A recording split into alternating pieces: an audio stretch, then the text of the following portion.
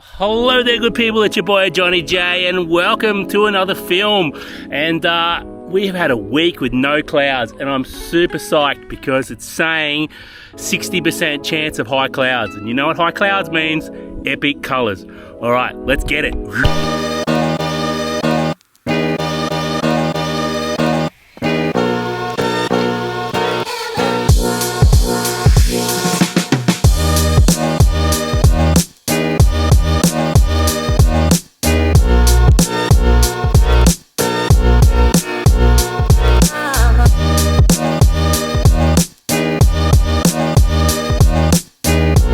Just between you and me, things are shaping up to look good. Let me show you what's going on here. Sun going down about an hour to sunset. What I am liking is this high cloud coming in. This is the money clouds. If this stuff hangs around and we get this broken cloud like this, it's shaping up to look amazing. First clouds we've seen in like 7 days, so bring it on.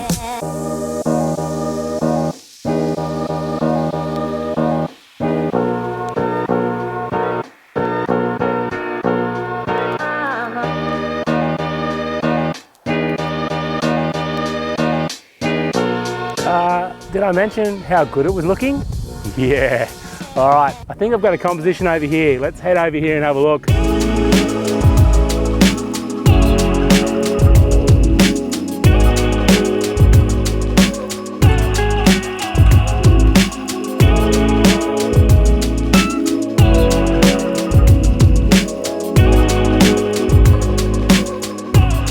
One thing I recommend you do before getting your tripod out is just hand hold your camera, walk around, find your composition. I think I'm going to go with my 16 to 35mm lens, so my wide angle. I'm liking the look of these little rocks out the front. It's so calm today. Normally the white water's washing over them, so I feel like that's going to be my stepping stones through my scene. So here's what I'm liking. You can see anchor rock, second rock, third rock, fourth rock, sunset. So this is what I'm playing with here, just trying to decide exactly where I want this anchor rock to be. I think I found my composition here. I'm pretty happy how things are looking. And then you'll also see here, we've got this nice set of rocks. So we've got our anchor rock, we're gonna have some nice movement in the foreground, and then we can see our stepping stones all the way out to the back out there, and then to that setting sun. So I'm just gonna take a few shots here now, just for the water movement in the foreground, you can see there, and I'll get that locked away. And then as the sun goes down, we'll see what happens here at the moment. You can see out the back out there, there's definitely some blockers happening out the back. So yeah, I don't know, we'll see what happens here. After 7 days of having no cloud, you know, bring on this cloud that we've got, so I'll take it. I've put my polarizer on. It's just doing some nice things to the rocks. It's taking away the specular highlights on the water. I'm really liking what that's doing. And you can see what a difference. Like that's polarized, non-polarized, polarized, non-polarized. So I'm really liking what that polarization is doing to that water. So one little tip I'll give you, normally we will shoot it with a 2-second timer when our shutter speed starts getting longer. But you can see here what I'm doing is I'm actually taking a number of shots. I'm at about 1/5, 1/6. I kind of like that water movement. When there's not too much water, you just get that little bit of blurring. I really like that. But I usually put it on high frame rate, and I'm just focused down on that water, and all I'm worried about at the moment is that water movement in the foreground. Waiting for a wave. Oh, here we go, here's a big wave coming. This one's gonna be good. Well, big in comparison to all the other waves, it's big.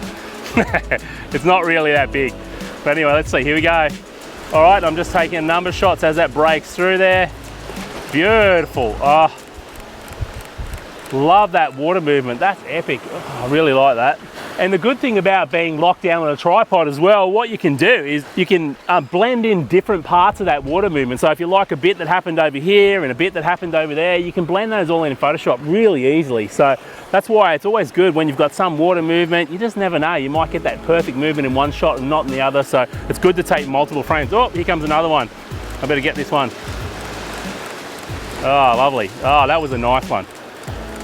It's really cool. I'm sort of getting the wave washing over, and then you can see it bouncing back off the rocks. I really like it. It's looking amazing. So I'm going to take a couple of shots for the sky now. I'm at about 1/50th. I put the 2-second timer back on.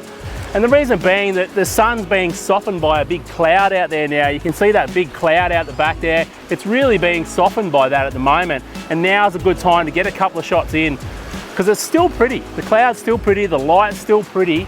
You know, we haven't got that big throw of colours yet, but you never know. The sun might get down near the horizon line and you might get no light whatsoever. So it's always good when you get these nice moments of light like this, when the sun's nice and diffused. It's always good to take a couple of shots. And you can see what I mean by nice and diffused now. Like the sun's about to pop out from underneath that cloud there, but you can see, like, look how soft the light is on the water over there. So I'm just going to grab a couple more shots of that sky, underexposing that there. And let's grab a couple with a sort of a mid exposure there in case I need it as well for the rocks. And then I'm going to grab one that's really overexposed here for those rocks. And then of course I've got my frames with my water movement as well. So I think it's all coming together. I'm pretty happy so far. It's all a matter of just sitting and waiting to see what's going to happen with this sun. And that's the important thing. So focus for this one's going to be really, really simple. If you can see here on the back of the screen, there's my focus point. I'm focusing in about a third on that grid line there, and everything's nice and sharp. And there it goes now. You can see that sun's come out from behind that cloud, and look at that water again. We've got those real specular highlights. So that's what I'm saying. It's always nice to get that shot when the sun's softened off, it goes behind a cloud, just in case you're going to have to use that sky. Now you can see the sun, look at him, he's just hanging out there. He's just about to dip. There are some clouds on the horizon. We've pretty much lost a lot of our high clouds now. There's a couple up there still that could catch some light, but hey, fingers crossed. It's Mother Nature for you. You just go with the flow and just accept what you're given. What does my son say? You get what you get and you don't get upset. So let's do that.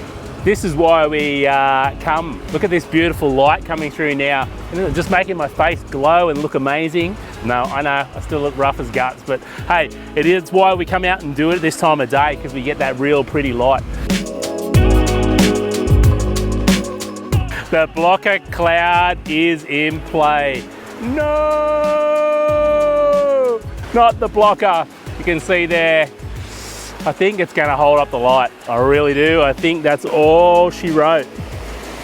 Hey, I always say, you always want to hang around right until the last minute, because you just never know. You never know. I got some beautiful light a bit earlier on, and if this is all we end up with, Johnny's a happy boy. So we're all good to go.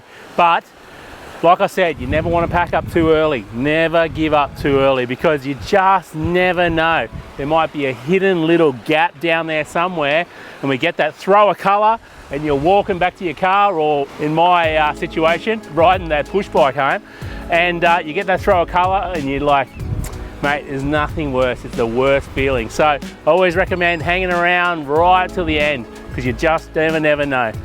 We've got a little bit of an afterglow now, it's all over, so we didn't end up getting anything. But hey, that's okay. You live and learn, you come out, you experience, you learn stuff along the way. It's all about the journey, not about the destination, so it's all good. All right, I'll see you back on the computer now, and we'll check out how I put this one together. All right, so we started things off here in Lightroom, and you can see this is one of the water movement. I really like that one, it looks great. And this is another water movement that I really like, this area down here. And this is our sky shot there for our sky. And we took those into Photoshop, and there's our 3 layers. This is our sky shot there that I blended in. And this is that water movement there. And look on the bottom left, I blended in a little bit more water movement over in this area. I just felt like this shot here needed that little bit of extra water movement there. And then we ended up back in Lightroom with our final photograph, just with a few bits and pieces. So there's the before, after. The main things are color changes I did in the foreground using the masking tool. Did some softening around the light there, and also brought down the sky, and did some lightening of this area in here as well. So in the end, I think that's been a good result.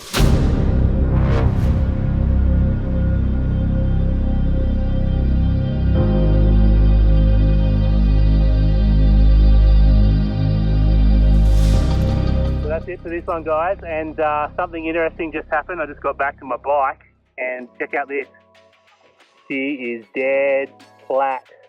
What does my young bloke say? You get what you get, and you don't get upset. All right, see you in the next one. Peace.